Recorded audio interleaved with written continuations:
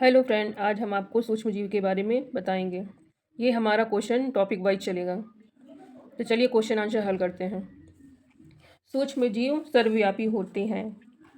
पहला सत्य, दूसरा असत्य, तीसरा दोनों, चौथा इनमें से कोई नहीं। तो इनमें पहला सत्य होगा।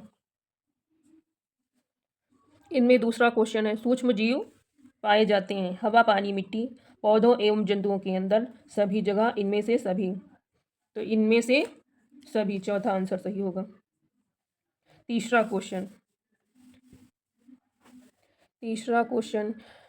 सूक्ष्मजीव अत्यंत विषम पर्यावरण एवं प्रतिकूल परिस्थितियों जैसे बर्फ, गर्म पानी, झरने, समुद्र की तली, दलदल सभी जगहों पर पाए जाते हैं। यह कथन सत्य है कि असत्य? तो आप लोग बताइए, इसमें सत्य है कि असत्य है? पहला आंसर है सत्य, दूसरा असत्य, तीसरा अपूर्ण सत्य और चौथा है इनमें से कोई नहीं। तो आप लोग बताइए, तो इसमें सत्य होगा। और चौथा क्वेश्चन है, सूक्ष्मजीव सड़े गले पदार्थों में मृतोपजीवी के रूप में रहते हैं। ए सत्य, बी असत्य, सी ए अपूर्ण सत्य, डी न सत्य न असत्य, ई इसमें से सभी। अब चौथे का क्या होगा? चौथे का होगा सत्य। चलिए नेक्स्ट क्वेश्चन आंसर हल करते हैं।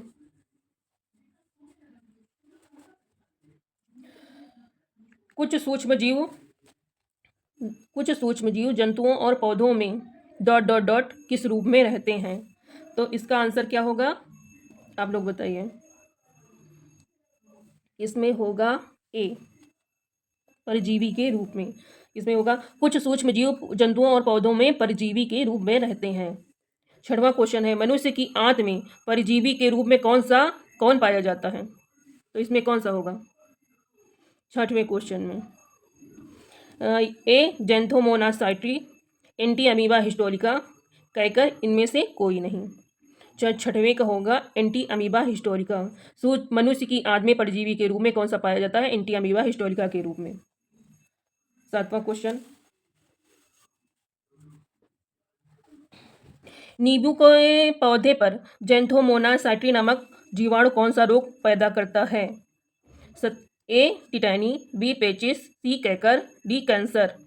तो सातवें का आंसर क्या होगा? सातवें का आंसर होगा कैकर। आठवां क्वेश्चन, सूक्ष्म जीवों को सामान्यतः कितने समूहों में बांटा गया है? जो सूक्ष्म जीव होते हैं उनको सामान्यतः कितने समूह में बांटा गया है? आठवें का होगा चौथा, पांचवा, आठवां, सातवां। तो इसका आंसर आप लोग बताइए। तो इसका आंसर होगा 8 का बी, 5 समूहों में बांटा गया है। सूक्ष्म जीवों के समूहों में कौन नहीं है?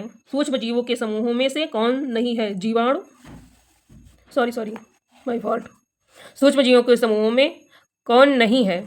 तो इसका आंसर क्या होगा? जीवाणु, विषाणु, प्रोटोजोवा, कवक, शैवाल, इनमें से कोई नहीं। तो 9वें का आंसर होगा एफ, इनमें से कोई नहीं। चलिए नेक्स्ट आंसर करते हैं। 10वां क्वेश्चन हल करते हैं। जीवाणु जिसको बैक्टीरिया कहते हैं, कैसे जीव होते हैं? एक कोश की, बहुकोश की, द्विकोश की, त्रिकोश की। तो आप लोग बताइए इसमें कौन सा सही होगा? 10वें का ए सही होगा, एक कोश की होते हैं। जीवाणु की संख्या कहाँ पर आधारित होती है? चलिए पूरा ऑप्शन दिखाते हैं आपको। सूखे स्थानों पर, प्रकाश युक्त स्थानों पर, नमी युक्त स्थानों पर, इनमें से सभी स्थानों पर। तो इनमें कौन सा सही होगा? 11वां का होगा सी, नमी युक्त स्थानों पर। जीवाणु का आकार होता है गोलाकार, दंडाकार, सर्पाकार या सभी। 12वें का आंसर आप लोग बताइए, इनमें से कौन सा सही होगा? इनमें से डी सही होगा। जीवाणु की कोशिकाओं में केंद्रक पाए जाते हैं, इसमें सत्य होगा कि असत्य होगा? आप लोग बताइए। इसमें असत्य होगा, बी। 14वां क्वेश्चन है, कुछ जीवाणुओं की कोशिकाएं अपने चारों ओर एक कठोर आवरण बनाती हैं, जिसे क्या कहा जाता है? आवरण कहा जाता है, कैप्सूल कहा जाता है, बोमन संबोट कहा जाता है या एपिडर्मिस कहा जाता है? जो 14वें का आंसर होगा बी, कैप्सूल कहा जाता है। 15वां हुआ, कुछ जीवाणुओं में धागे जैसी संरचना पाई जाती है जिसे क्या कहा जाता है? क्रोमोसोम कहा जाता है, क्रोमैटिन कहा जाता है, या कशाभिका कहा जाता है, या कशाभिका कशामीभिका कहते हैं। तो इनमें से कौन सा सही होगा? जल्दी जल्दी बताइए, इसमें कौन सा सही होगा? 15वें का सी सही होगा। कशाभिका का कार्य क्या है? वृद्धि करना, गति करना, शक्ति देना, रोग युक्त करना। तो इसमें 16 का आंसर क्या होगा? 16 का आंसर होगा गति प्रदान करना। साइनोबैक्टीरिया नील हरित शैवाल को पहले शैवाल के समूह में रखा जाता था, परंतु अब इस जीवाणुओं के किस समूह में रखा जाता है? तो इसका आंसर आप लोग बताइए। गोनोरिया समूह, विषाणु समूह, फंगस समूह, मोनेरा समूह। तो इसका आंसर क्या होगा? 17वें का डी, मोनेरा समूह। 18वां, जीवाणु स्वपोषी होते हैं या परपोषी होते हैं? ए सत्य, बी असत्य, सी अपूर्ण सत्य, डी अंशतः सत्य। तो 18वें का होगा डी, मतलब कि जीवाणु स्वपोषी होते हैं। 19वां क्वेश्चन है, साइनोबैक्टीरिया में कौन सी विशेष कोशिकाएं पाई जाती हैं? हिपैरिन, हिस्टामिना, माइक्रोसिस्ट या हिटोरोसिस्ट?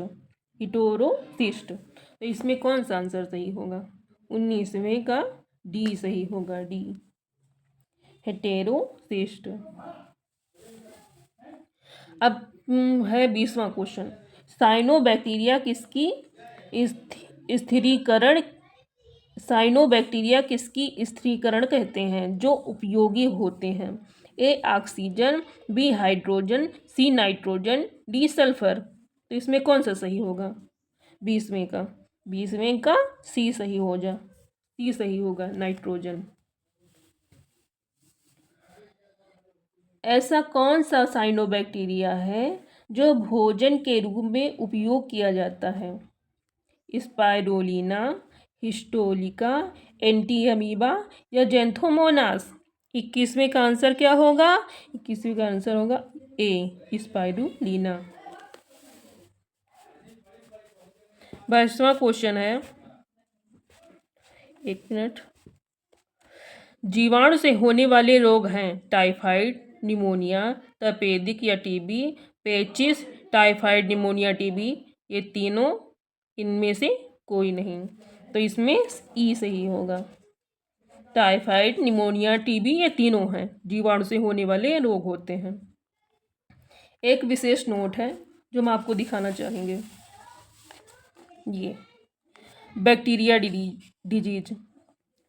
इसमें ये सारे जो रोग हैं इसमें बैक्टीरिया द्वारा होते हैं। नंबर पहला टाइफाइड होता है, निमोनिया होता है, तपेदिक, टीबी, हैजा को कालरा भी बोलते हैं, डिप्थीरिया, उपदंश जिसे सिफिलिस कह जाते हैं, और सुजाग, गोनोरिया, डायरिया, अतिसार, टिटनेस। तो आज का हमारा क्वेश्चन यहीं तक था। अगर आपको मेरा वीडियो पसंद आया हो तो लाइक और सब्सक्राइब जरूर कीजिएगा। धन्यवाद।